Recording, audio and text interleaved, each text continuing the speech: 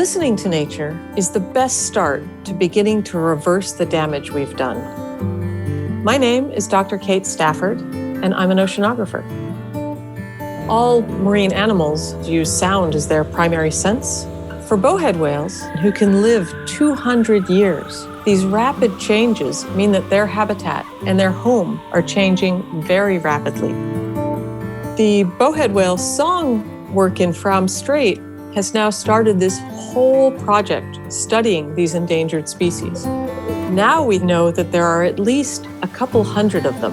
And so this discovery has really brought in a lot more scientists to study these bowhead whales, and hopefully it will help with putting in protections for them. I have to do this work because there is still time to change our ways, protect the ocean, and save the whales and all the other animals that live in the ocean.